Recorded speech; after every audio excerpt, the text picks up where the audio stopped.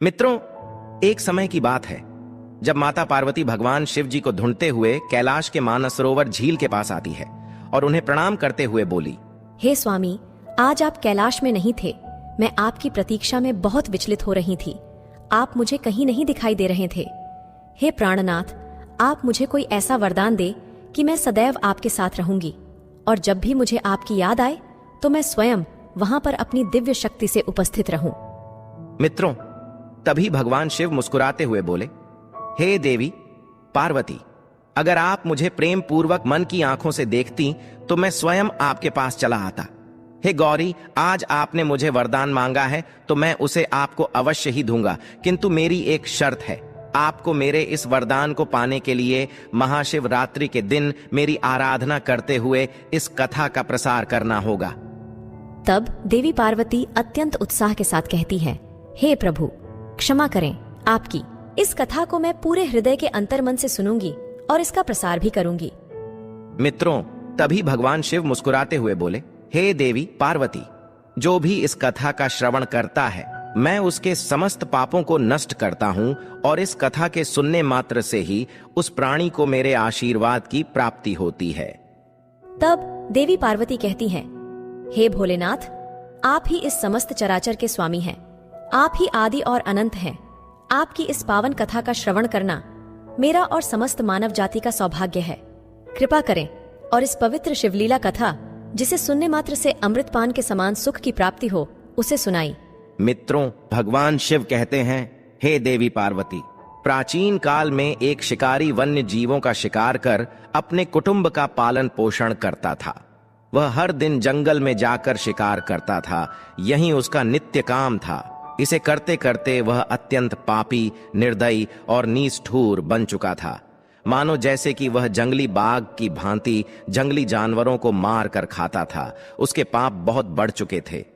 फिर एक दिन की बात है, वह जंगल में शिकार के लिए निकला, किंतु दिन भर भाग दौड़ करने पर भी उसे कोई शिकार प्राप्त न हुआ। वह भूख प्यास से व्याकुल होने लगा और शिकार की तलाश में चलते चलते वह एक तालाब के किनारे बेल वृक्ष पर चढ़कर अपना पड़ाव बनाने लगा। मित्रों, उसी बेल वृक्ष के नीचे एक शिवलिंग था जो बिल्व पत्रों से ढका हुआ था और शिकारी इस बात से बिल्कुल अनजान था। फिर संध्या समय वह शिकारी स्वयं के छिपने के लिए पड़ाव बनाते बनाते उसने जो कुछ उस पेड़ की पत्तियां और टहनियां तोड़कर नीचे गिराई, वे संयोग से उस शिवलिंग पर जा गिरी। शिकार की राह देखता देखता वह बिल्व पेड़ से पत्ते तोड़ तोड़ कर शिवलिंग पर अनजाने में अर्पित करता गया। उसी दिन महाशिवरात्रि का दिन था और वह दिन भर भूखे प्यासे शिकारी का व्रत भी हो गया और शिवलिंग पर बेलपत्र भी चढ़ गए। इस तरह वह अनजाने में किए गए पुण्य का भागी बन गया और अभी रात्रि हो चुकी थी। मित्रों, भगवान शिव कहते हैं, हे देवी पार्वती, रात्रि का एक पहर व्यतीत होने पर एक गर्भिणी हिरनी तालाब पर पानी पीने आई। तभी शिकारी ने धनुष पर तीर चढ़ाकर निशाना साधते हुए धनुष की डोर खींची। तभी अचानक से वह हिरनी बोली, हे शिकारी, मुझे मत मारो, मैं गर्भिणी हूँ। अब मैं शीघ्र ही प्रसव करूंगी। तुम एक साथ 2 जीवों की हत्या करोगे, जो ठीक नहीं है। तुम्हें इसका महापाप लगेगा, जो निंदनीय कर्म है। मैं अपने बच्चे को जन्म देकर शीघ्र ही तुम्हारे पास वापस लौट आ जाऊंगी। तब तुम मुझे मारकर अपनी भूख को शांत करना। मित्रों, भगवान शिव कहते हैं, हे देवी पार्वती, हिरनी की ऐसी विनय पूर्वक बातें सुन शिकारी का मन करुणा भाव से जाग गया और उसे हिरनी की बातें सच्ची लगी। तब उसने तुरंत प्रत्यंचा डीली कर दी और दूसरे ही क्षण वह हिरनी झाड़ियों में लुप्त हो गई। फिर कुछ समय के बाद एक और हिरनी उधर पानी पीने के लिए आती है। तब वह शिकारी बहुत खुश हुआ। अब तो शिकार मिल गया, यह सोच ही रहा था। हिरनी के समीप आने पर उसने धनुष पर बाण चढ़ाया। तब दूसरी हिरनी ने विनम्रता पूर्वक निवेदन किया, हे शिकारी, मैं थोड़ी देर पहले ही रत्तु से निवृत्त हुई हूँ तथा काम भावना विरहिणी हूँ। अपने प्रिय की खोज में भटक रही हूँ। मैं अपने पति से मिलकर शीघ्र ही तुम्हारे पास वापस आऊंगी। तब तुम मेरा शिकार कर लेना। मित्रों, भगवान शिव कहते हैं, हे देवी पार्वती, फिर उस शिकारी का मन उस हिरनी की बातों से विचलित हो गया और उसने उसे भी जाने दिया। 2 बार अपने शिकार को उसने स्वयं खो दिया था। अब उसका माथा ठनका और वह चिंता में पड़ गया कि अगर मैं शिकार नहीं करूंगा तो खुद ही भूख के कारण मर जाऊंगा। मित्रों, अब रात्रि का आखिरी पहर बीत रहा था। तभी एक हिरनी अपने 2 बच्चों के साथ उसी तालाब पर पानी पीने के लिए आती है। तभी वह शिकारी सोचता है, वाह क्या बात है, आज तो दावत होने वाली है। यह कैसा दुर्लभ सुवर्ण अवसर आया है। और फिर से उसने धनुष पर तीर चढ़ाया। वह तीर छोड़ने ही वाला था कि वह हिरनी बोली, हे शिकारी, मैं इन बच्चों को इनके पिता के हवाले कर लौट आऊंगी। कृपा करो और मुझ पर दया दिखाओ। आप इस समय मुझे मत मारो। इन्हें छोड़कर मैं स्वयं आपके पास वापस आ जाऊंगी। मैं इस संसार को साक्षी मानकर आपको वचन देती हूँ। फिर भगवान शिव कहते हैं, हे देवी पार्वती, हिरनी के ऐसे वचन सुन। शिकारी खूब हंसा और बोला, सामने आए शिकार को छोड़ दूं? मैं ऐसा मूर्ख नहीं हूं। इससे पहले मैं 2 बार अपना शिकार खो चुका हूं। मेरी भी पत्नी और बच्चे भूख से तड़पकर व्याकुल हो रहे होंगे। तब उत्तर में हिरनी ने कहा, जैसे तुम्हें अपने बच्चों की ममता सता रही है, ठीक वैसे ही मुझे भी अपने बच्चों की चिंता है। इसलिए सिर्फ बच्चों के नाम पर मैं थोड़ी ही देर के लिए जीवन दान मांग रही हूँ। हे शिकारी, मेरा विश्वास करो, मैं इन्हें इनके पिता के पास छोड़कर तुरंत लौटने की प्रतिज्ञा करती हूँ। हिरनी के करुण स्वर सुनकर शिकारी को उस पर दया आ गई। उसने उस हिरनी को भी जाने दिया। शिकार के अभाव में बेल वृक्ष पर बैठा शिकारी बेलपत्र तोड़ तोड़कर नीचे फेंकता जा रहा था। अब तो रात्रि समाप्त ही होने वाली थी और सूरज निकलने ही वाला था। तभी तो एक दृष्टपुष्ट बहुत बड़ा हिरण उसी झील के पास आता है। अब शिकारी ने सोच लिया कि इसका शिकार वह अवश्य ही करेगा। मित्रों, भगवान शिव कहते हैं, हे देवी पार्वती, किंतु जब उस शिकारी की तनी प्रत्यंचा देखकर हिरण अत्यंत भावुक स्वर में बोला, हे शिकारी भाई, यदि तुमने मुझसे पहले आने वाली 3 हिरणों को तथा छोटे छोटे बच्चों को मार डाला है, तो मुझे भी मारने में विलंब न करो, ताकि उनके वियोग में मुझे एक क्षण भी दुख न सहना पड़े। मैं उन्हीं हिरनियों का पति हूं। यदि तुमने उन्हें जीवन दान दिया है, तो मुझे भी कुछ क्षण जीवन दान देने की कृपा करो।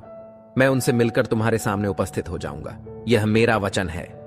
हिरण की ऐसी बात सुनते ही शिकारी के सामने पूरी रात का घटना चक्र एकदम से घूमकर सामने दिखा तथा उसने वह सारी कथा उसी हिरण को सुना दी। तब उस हिरण ने कहा, हे शिकारी, मेरी 3 पत्नियां जिस प्रकार प्रतिज्ञाबद्ध होकर तथा तुम्हें वचन देकर गई हैं, मेरी मृत्यु से अपने धर्म का पालन नहीं कर पाएंगी। अतः जैसे तुमने उन्हें विश्वास पात्र मानकर छोड़ा है, वैसे ही मुझे भी जाने दो। मैं उन सब के साथ तुम्हारे सामने शीघ्र ही उपस्थित होता हूं। मैं भी इस संसार को साक्षी मानकर वचन देती हूं। मित्रों, भगवान शिव कहते हैं, हे देवी पार्वती, उपवास, रात्रि जागरण तथा शिवलिंग पर बेलपत्र चढ़ाने से शिकारी का हिंसक हृदय निर्मल हो गया था। उसमें भगवद शक्ति का वास हो गया था। धनुष तथा बाण उसके हाथ से सहज ही छूट गए। भगवान शिव की अनुकंपा से उसका हिंसक हृदय कारुणिक भावों से भर गया। वह अपने अतीत के कर्मों को याद करके पश्चाताप की ज्वाला में जलने लगा। मित्रों, भगवान शिव कहते हैं, हे देवी पार्वती, थोड़ी ही देर बाद वह हिरण सह परिवार के साथ शिकारी के सामने उपस्थित हो गया ताकि वह उनका शिकार कर सके। किंतु जंगली पशुओं की ऐसी सत्यता, सात्विकता एवं सामूहिक प्रेम भावना देखकर शिकारी को बड़ी ग्लानि हुई। उसकी आंखों से आंसुओं की धारा बहने लगी। उस हिरण के परिवार को न मारकर शिकारी ने अपने कठोर हृदय को जीव हिंसा से हटाकर सदा के लिए कोमल एवं दयालु बना लिया। मित्रों, भगवान शिव कहते हैं, हे देवी पार्वती, देवलोक से समस्त देवता भी इस घटना को देख रहा था। घटना की परिणति होते ही देवी देवताओं ने पुष्प वर्षा की। उसी समय स्वर्ग से एक दिव्य विमान उस जंगल में उतरता है और वे सभी शिकारी तथा हिरण का परिवार उस दिव्य विमान में देवताओं के साथ बैठकर मोक्ष को प्राप्त हो जाते हैं। मित्रों, भगवान शिव कहते हैं, हे देवी पार्वती, हे देवी, आज मैंने महाशिवरात्रि पावन कथा सुनाई है।